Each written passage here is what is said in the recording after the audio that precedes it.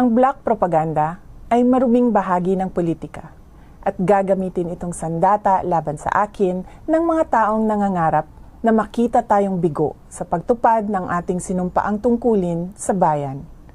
Nagiging mas matindi, mapangahas at desperado na ang mga paninira sa akin ngayon. Bahagi ang mga ito ng isang organisadong demolition job na ang layunin ay sirain ang aking integridad at gumawa ng imahe na ako ay isang mamamatay tao na korap, abusado, taksil at isang warlord.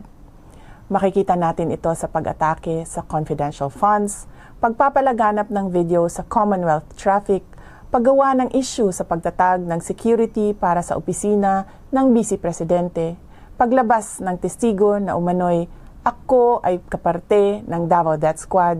sa malisyosong ulat tungkol sa aking mga baril